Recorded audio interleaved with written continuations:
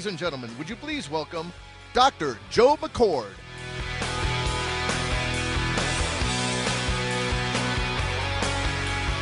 Thank you.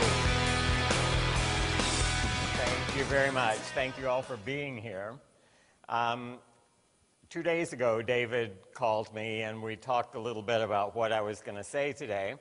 And we both agreed that many of you have heard me speak. Some of you maybe unfortunately more than once. And the presentation that I normally give describes protandem in recent history.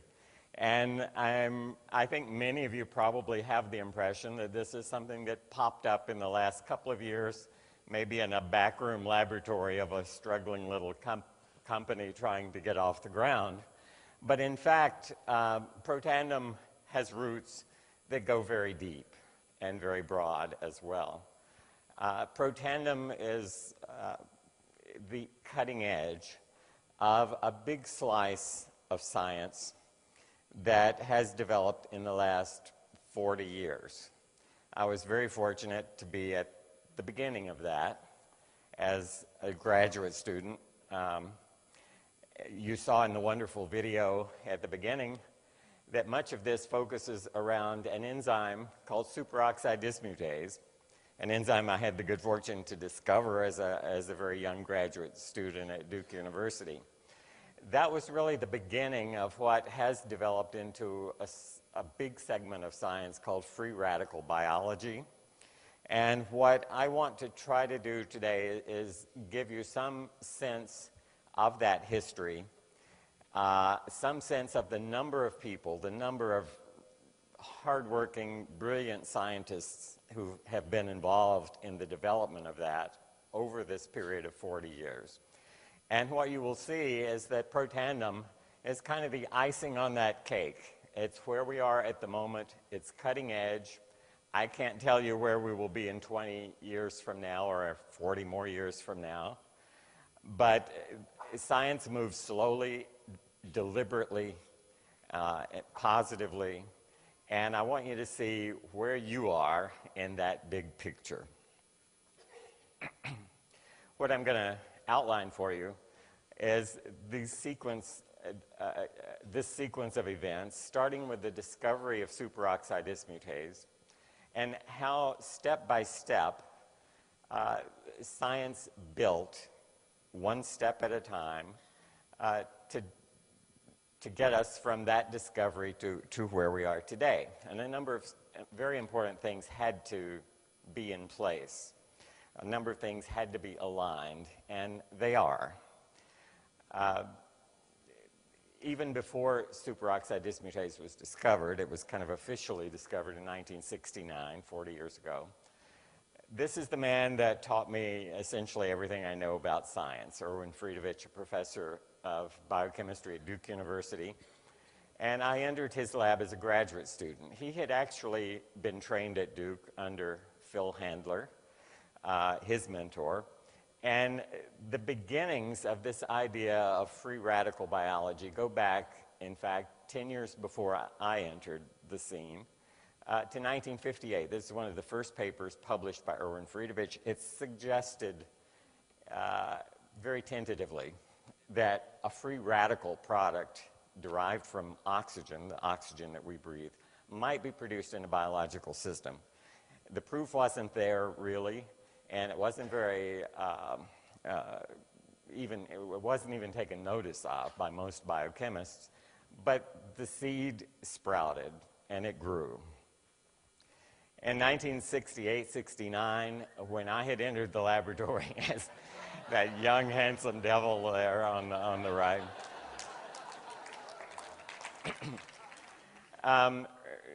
Erwin and I had the pieces in place. We realized that there was an enzyme in our bodies with the apparent sole function of catalyzing the dismutation, that means eliminating a free radical derived from oxygen.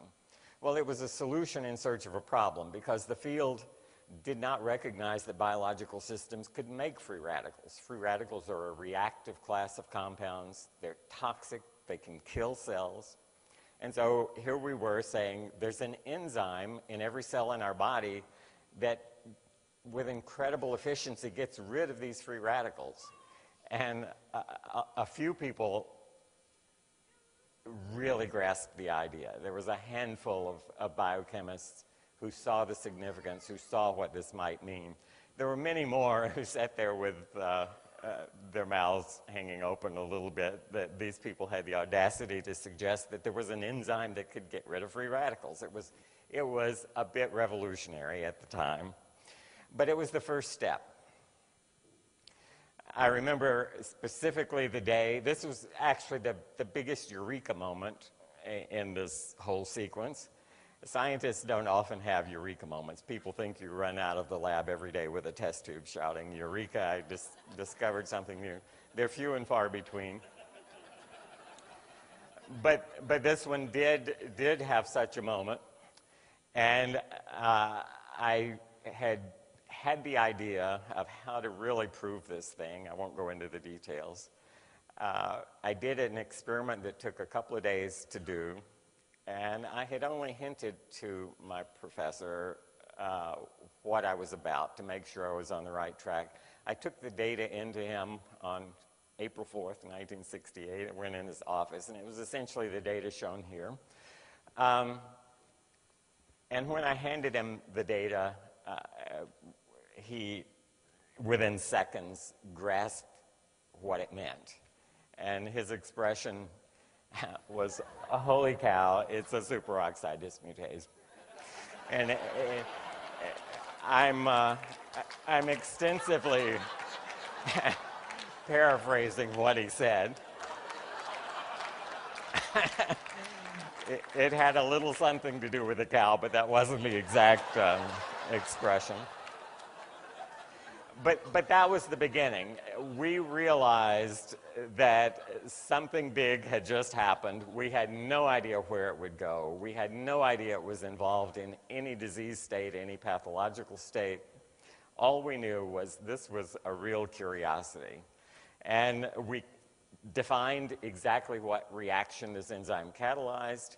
And so the science was on its way. And a lot of our peers said, okay, there's an enzyme that eliminates the superoxide radical, but why? As I said, they didn't accept that the radical was even produced. One of the first jobs we had was I had discovered this in an isolate from bovine red blood cells.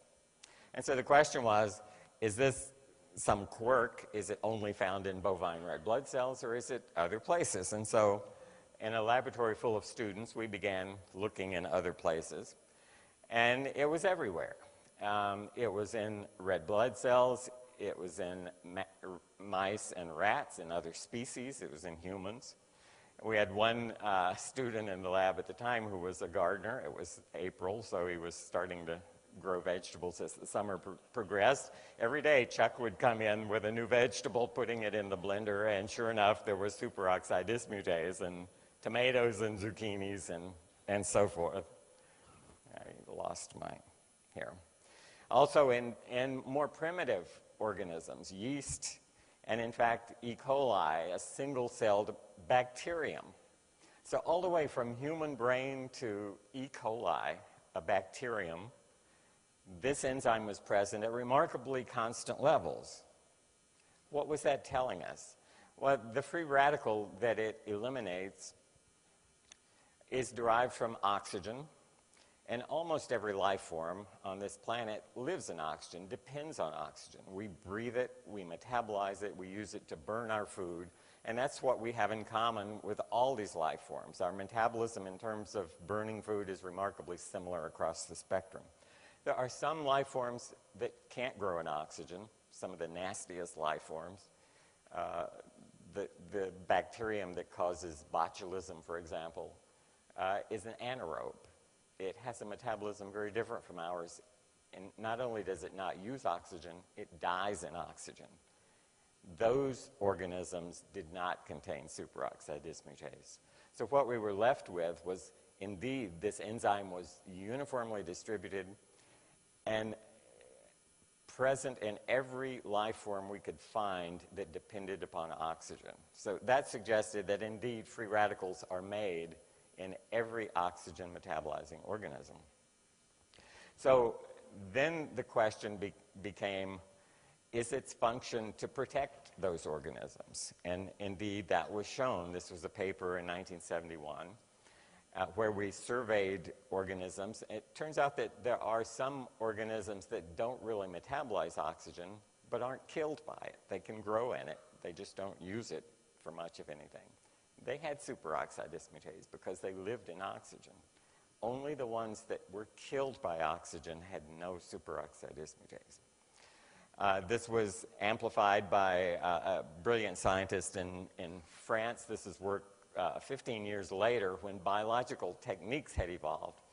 Biology and biochemistry are dependent upon the techniques, and often that's what's limiting. So you might want to do an experiment. Let's say, can we eliminate superoxide dismutase from E. coli and see what happens? We had crude ways of doing that early on. This scientist had elegant ways 15 years later.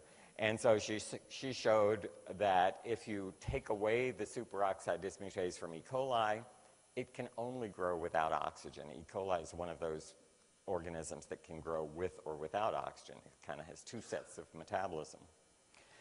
And furthermore, she showed if she took away the E. coli's own superoxide dismutase and it became a strict anaerobe, couldn't grow in air anymore, she could put the human gene for superoxide dismutase into that E. coli, and it would restore its function. It could then grow in oxygen once again.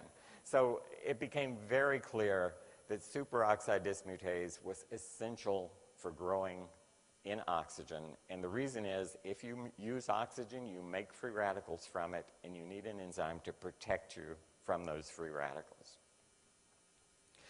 The next step the next question that biologists ask when they're going through this process is, if you have an enzyme, you know it's important, what happens if that enzyme is lost or part of the activity is diminished? Does a disease result from it? And many of the genetic diseases that we have are the result of insufficiency of one of these enzymes that's essential to larger or greater, to lesser extent, for life processes. There were some clues right up front that there was a connection between superoxide dismutase, SOD, and other processes involved in disease.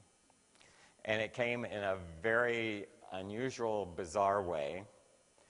Before we even discovered superoxide dismutase, a couple of scientists up the coast, a few hundred miles here in California, in Mountain View, were running a little company called Diagnostic Data. And they had discovered, one was a urologist in San Francisco, the other a biochemist. They had discovered a protein from bovine liver that had powerful anti-inflammatory activity. And they had isolated this protein on the basis of that anti-inflammatory activity, and then started a little pharmaceutical company called Diagnostic Data Incorporated to develop, and they hoped to get approval for this as a drug to treat inflammation. And here are a couple of papers among the earliest ones that they published, actually not the earliest, but and they called this protein orgotine. And it was used to treat inflammation in horses, actually in very expensive racehorses that have problems with inflammation in their ankles because of the trauma and the stress on those joints. And they had gone through safety tests, and they were in the process of actually getting FDA approval for this protein as an anti-inflammatory protein. When we published our description of superoxide dismutase in 1969, it has some very unique biochemical properties. They saw our publication in the Journal of Biological Chemistry and compared it to the protein they had been studying for about 5 years, orgotine, and instantly realized these were the same protein because they had the same characteristics, the same copper content, the same spectrum. And so the identity was confirmed. They contacted me. We swapped samples, and sure enough, orgatine, anti-inflammatory protein, was superoxide dismutase. And so a huge question was, how are these things connected? Because it wasn't at all clear why getting rid of this free radical that people were reluctant to even accept had something to do with a basic process and taking place in all of our bodies, a disease process, inflammation. And the answer to that came from another wonderful scientist who unfortunately passed away about 5 years ago, also here in California at the University of California, San Diego, and at Scripps in La Jolla, just up the road. Bernie Babior discovered in 1974 that activated white blood cells, these are the cells that handle inflammation in your body. They also handle getting rid of microbes in your body, keeping your body free of infection. These cells made superoxide radical. They made a lot of it.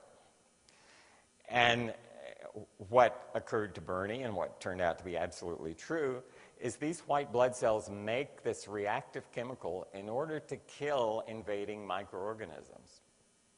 This is the phenomenon I've referred to, someone reminded me last night, of Mother Nature making a silk purse from a sow's ear. Or if life gives you lemons, make lemonade. This free radical that most of our cells were trying to avoid making had been put to good use by some very important cells in your body, the white blood cells that keep you free of infection. And so when those white blood cells encounter a microbe, a virus, a bacterium, they eat it like an amoeba eats something smaller than itself. They flow around it, engulf it, and they bombard it with this free radical. Well, the very process that keeps you free from infection also causes some problems for you, because we have diseases that are autoimmune diseases. Rheumatoid arthritis is maybe the best known of those. What happens in rheumatoid arthritis? The white blood cells get their wires crossed a little bit. Their job is to figure out what's part of you and what's not part of you. If they see something that isn't you, isn't self, they kill it, because they assume it's an invading microorganism, a virus, a bacterium. Because there are lots of parts of you to keep track of, we have autoimmune diseases when these cells get confused, they make mistakes. They see the lining of the joints in your body and they think, I don't recognize that as self, I'm going to attack it and kill it. And they try to kill a specific part of your body by bombarding it with the weapon that they have, that is superoxide radical, that they use in other situations to kill microbes. Now it's directed at the lining of your joint. So you can see there's a crossover between immunity, keeping your body free of invading microbes, and inflammation, which is what happens when these wires get crossed a little bit and the artillery is directed not at the invader, but rather at self. This was an absolutely key recognition by Bernie. I immediately did a study. Bernie was considered with the immunity part of it. I wanted to show the inflammation part of it. And so I showed in this very brief study published in the journal Science that superoxide radical could degrade the synovial fluid in your joints. The synovial fluid is like grease in a joint in your automobile. It lubricates it. It allows the joints to move. It's essential for their function. When you have an inflamed joint, if you have an arthritic joint, that synovial fluid is broken down. What I showed is that the superoxide free radical made by these white blood cells could break it down. And the SOD could prevent it. It could protect that synovial fluid from being broken down. So pieces of the puzzle started to fit together.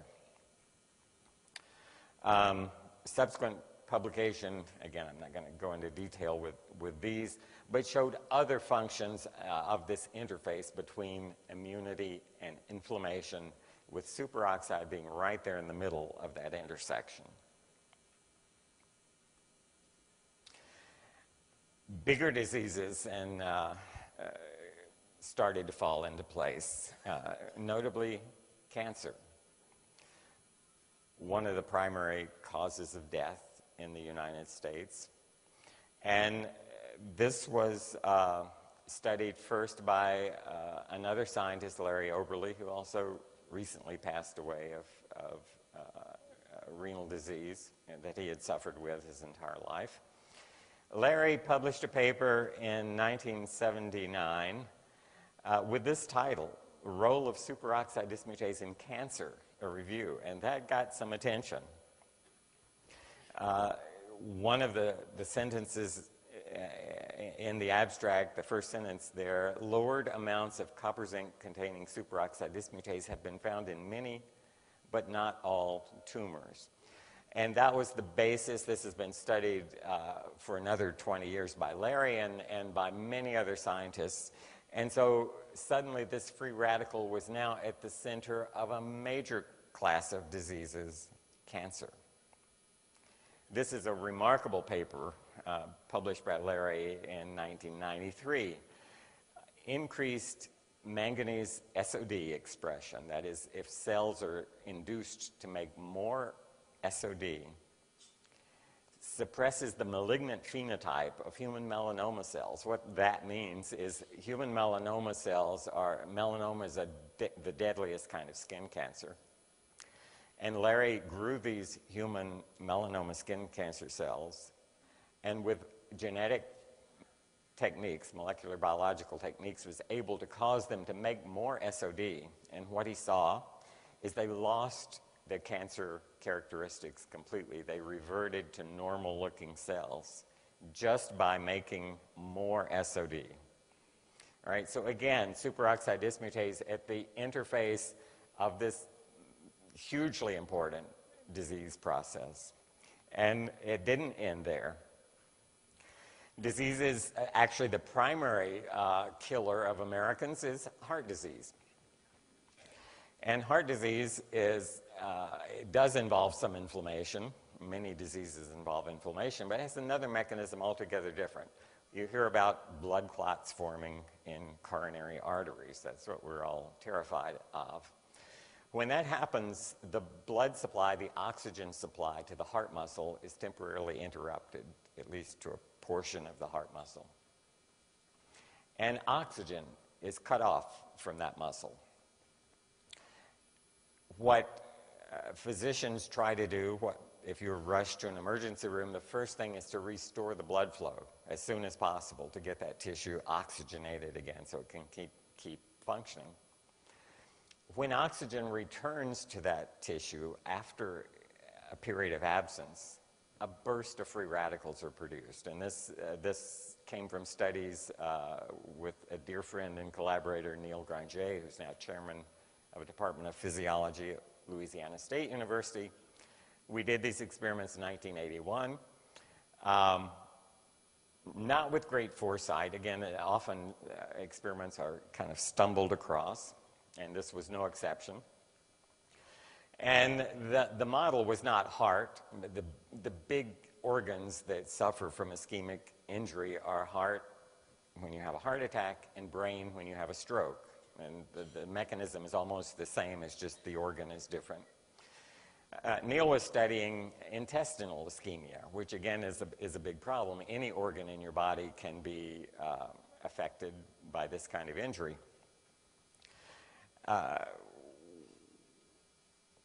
We discovered a mechanism whereby the deprivation of oxygen and its reintroduction gives rise to superoxide radical. We published that, and it was quickly picked up by others in the area. Let me skip that one. I'm going to come back to that in a moment. Another huge disease that isn't really a disease at all. In fact, the FDA doesn't recognize aging as a disease, and in the end, it's kind of the disease that gets all of us. It's fortunate in a way that it's not viewed as a disease. This is a scientist who was at the National Institute on aging in Baltimore, Maryland for many years, and published a truly remarkable study in 1980. Dick Cutler had the idea that superoxide dismutase would fit right into actually a pre-existing theory called the free radical theory of aging, a theory that aging is the result of accumulated damage done largely by free radicals resulting from oxidative metabolism.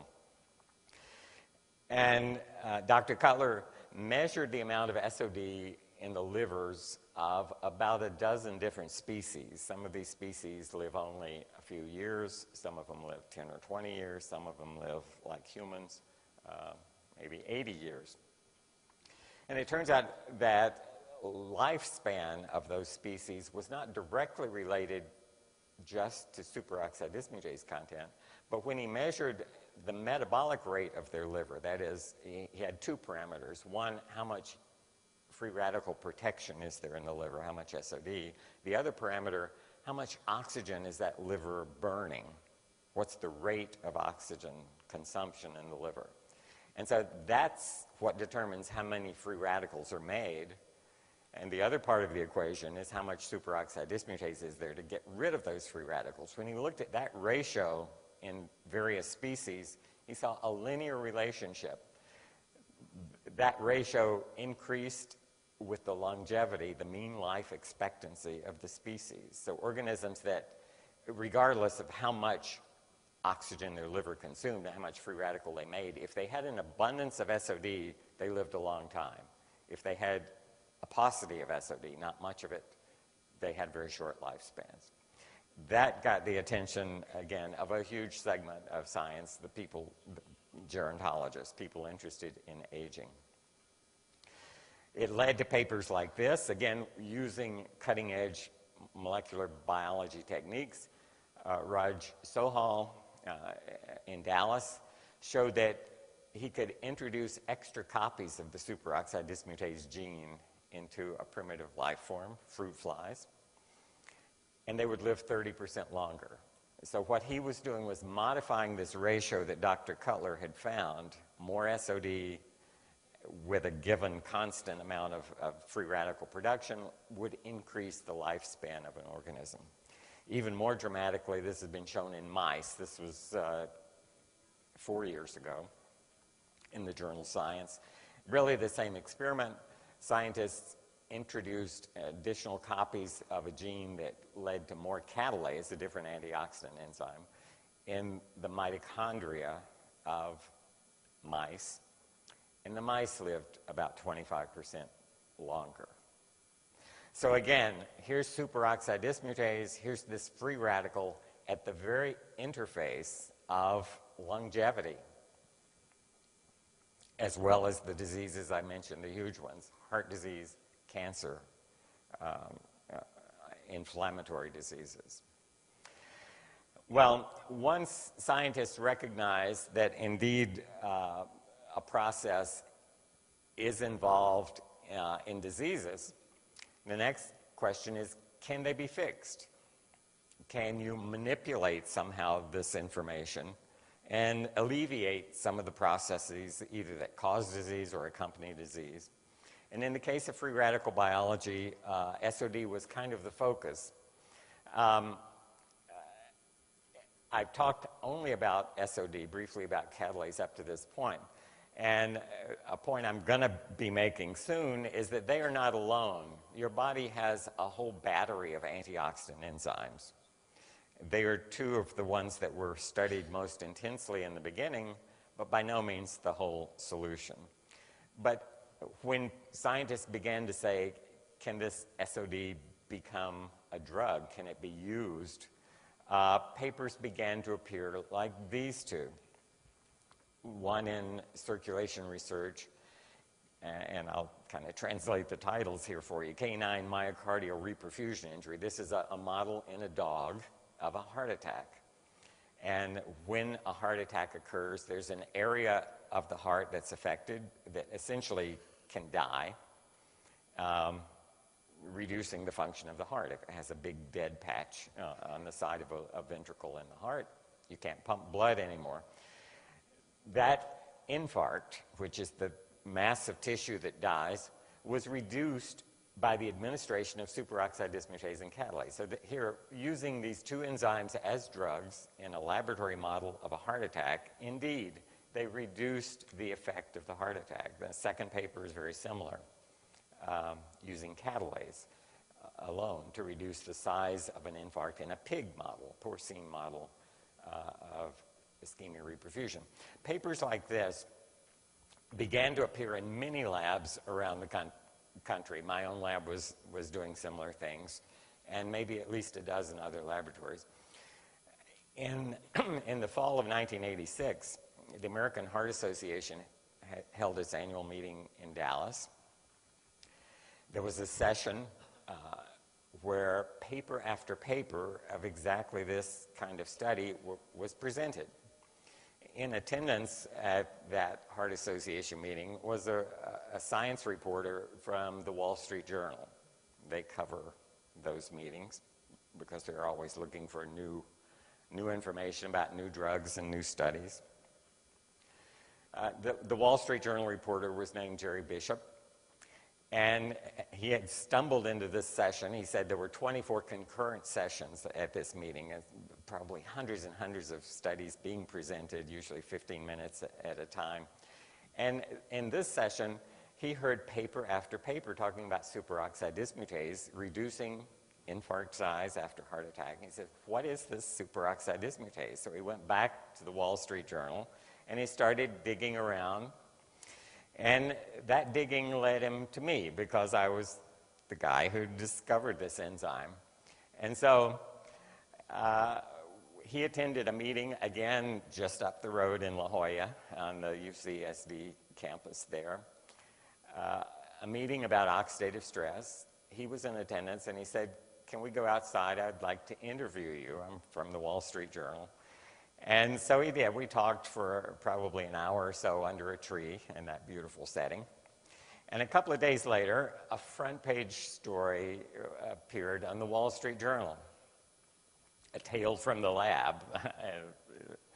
A long, winding course of medical research leads to a breakthrough. Well, he wrote this because he had attended that session at the American Heart Association. He wanted to figure out what is this about. And he did a really interesting story tracing this back through many of my colleagues who were quoted in the story. And this got the attention of the media in a big way. Scientists don't usually force themselves onto the media. They wait until their science is discovered in meetings such as the American Heart Association. When the Wall Street Journal publishes a front page story about something, it's only a matter of time. In fact, it was only 2 days until the really major media discovered it. I was in Mobile, Alabama at the time, and so the next day it was on the front page of the Mobile Press and the Mobile Register, the two newspapers serving that rather small city. I had my first press conference. The guy there on my right is the president of the University of South Alabama, who is now my best friend. And so the press realized this, and in fact the Wall Street Journal had called it a medical breakthrough. It wasn't quite that yet because there were still steps to be made, and in fact those steps turned out to be difficult. Often things work really well in a lab. They don't translate well when you try to turn them into a drug or turn them into human clinical medicine. And such was the case with SOD. The desire was there, let's cash in on this enzyme's ability to protect us from free radicals that are causing cancer, heart disease, stroke, all of those diseases. Still stumbling blocks. Many laboratories were trying to create drugs either using SOD itself as a drug, and enzymes make terrible drugs. They're expensive to produce. You often have immune responses. If it's a bovine enzyme, it's a foreign protein, you have an allergic response to it. all kinds of problems with converting enzymes into drugs. My lab took an approach of making it a better behaved drug. We genetically modified human superoxide dismutase, actually putting two genes together to try to get the best properties of both. Others took different effects. Creation of compounds that have synthetic compounds, drugs, that have SOD-like activity was a major thrust. Dr. James Crapo, who serves on our board of directors and who was a friend and colleague of mine going back to the early 1970s, has been instrumental over several decades trying to create drugs that have SOD-like activity. Again, in the laboratory, sometimes the results are dramatic, but this has still not made that transition into human clinical medicine and human disease prevention or treatment. But that continues. There are times when you need SOD activity acutely. Following a myocardial infarct is one of those times, and so there is a real need for a drug that's injectable, synthetic, something that could be made by Merck or Pfizer that would provide SOD activity. I mentioned that SOD and catalase are not the only players here. This is a slide that shows you the system of antioxidant enzymes. Everything shown in blue is an antioxidant enzyme. And if you look there, you'll see SOD1, SOD2, catalase. But there are lots of other enzymes that you may not recognize. They're not as well known. And this is the system our bodies use to maintain control over oxidative processes, things that begin with free radical biology, free radical reactions. So when you look at this picture, you say, well, you know, if we had a drug that had SOD activity, that might help because that's sort of at the beginning of this chain of events, but clearly it's not the whole picture. How wonderful it might be if we had a way of not just increasing SOD or just catalase, but that whole network of enzymes that our bodies use to control oxidative stress. And this is where protandem starts to enter the picture. And this is very late. I've described so far about 35 years of science for you. And protandem came along 5 years ago at the very end of this sequence of events. And you might say, why did it wait that long? It's because we didn't understand how these enzymes were regulated. We didn't know how the body knew when to upregulate these. We didn't know the mechanisms that could be tweaked to cause the body to upregulate these enzymes.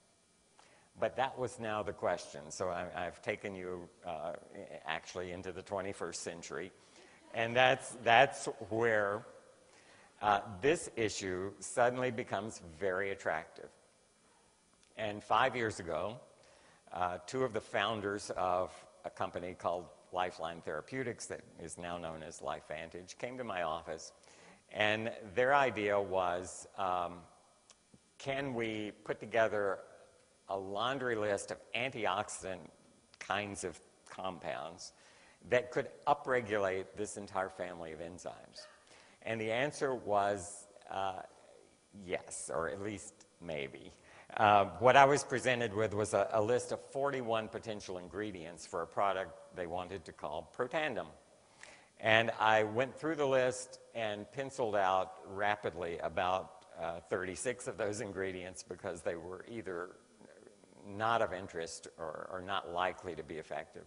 What I was left with was 5 botanicals. And the reason these were chosen is they had all had published science behind them showing that they might be able to induce at least SOD and catalase. And we put them together, we tested it in mice, and indeed it did work. What I'm eliminating here is a lot of the work that I've described and many of you have heard me talk about before, but I'll come to this. This is how these active ingredients in protandem address this problem of oxidative stress. In the upper right there is something called a NRF2 activator. That's a molecule of one of these active ingredients in protandem. The way that all 5 of them work is they activate a factor called NRF2 in the cell. How do they do it? When you ingest protandem, it finds its way to receptors on the surface of a cell. The big green oval is a human cell. And one of these protandem ingredients binds, it sends a signal across the cell membrane through a kinase into the cell. It modifies chemically that little red protein labeled NRF2, putting a phosphate group on. The protein is liberated by this blue protein that's been holding it in the cell cytosol, releasing it so that the little red protein can find its way into the cell nucleus, where the DNA resides. It binds to a segment called the antioxidant response element, a sequence of DNA common to all of those blue enzymes I showed you in that network of enzymes. That's the switch. The antioxidant response element is the switch on the DNA that says, express this gene, make its gene product. The whole family of antioxidant enzymes is then expressed in the cell. Their concentration is elevated, and that cell now has greatly increased protection from oxidative stress. We published this in 2006. Many of you have seen this. This is a measure of oxidative stress in our human clinical trial where we tested these 5 ingredients in humans to see if indeed it could lower oxidative stress. Many of the participants in this trial were taking conventional direct antioxidants, vitamin E, vitamin C, the blue dots. And as you can see, those direct antioxidants were not decreasing oxidative stress with age.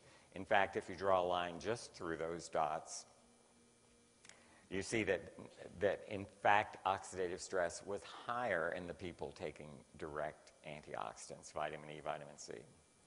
What happened to these same people when they took the 5 ingredients in protandem? They took the commercial product, protandem, for 30 days, and these are the results from those same people. So the 80-year-old on the extreme right, you can see had a high level of about 3 before protandem, reduced to 1 after protandem. And in fact, if we get rid of the old data and now just look at these people ranging in age from 20 to 80 years old, what you can see is that the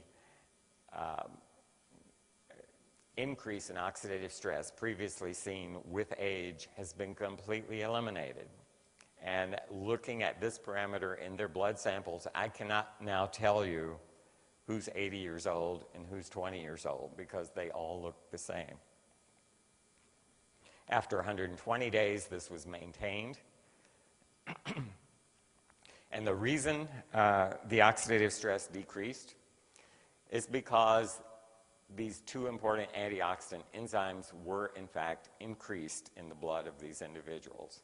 So all of that 35 years of previous data I showed you where scientists have struggled with ways of getting SOD into an organism in a laboratory, couldn't do it in a clinic. This pill, with these 5 active ingredients, sends a signal to the cell. Rather than trying to put in SOD and catalase, it's telling the cell, make more SOD and catalase. The cells respond, and so your entire natural antioxidant network is increased as a result of this signal to your cell's DNA. A paper published only a couple of months ago says why the formula, why protandem is special. There is synergy among these 5. If you look at the 5 individual ingredients, you can see here looking at one antioxidant enzyme, heme oxygenase. Not one of the 5 has a substantial ability to induce this enzyme on their own, but the 5 together produce an 18-fold increase in that enzyme. All right. Synergy is defined as a result that exceeds the sum of the individual parts. And that uniqueness to the protandem composition has resulted in the issuance of U.S. patent. The composition is protected. It can't be knocked off. And it does some really remarkable things. In this 40-year period, more than 60,000 scientific papers have been published, again, to give you an idea of the magnitudes, probably more than 500,000 pages of published studies showing the various roles of superoxide in more than 100 human diseases, some say 200. And you can see that protandim entered this picture in the year 2005, 2004, which is really the end of this. That's why I referred to it in the beginning as the icing on the cake. This is where the field is. This is the culmination of molecular biology that tells us how this thing works. And these are universities listed here in the top, where I have colleagues who have said, send me some protandim. What a remarkable tool for me to use in studying oxidative stress and continuing this 40 years of progress. And the list of diseases at the bottom being studied as diseases of oxidative stress is an amazing spectrum.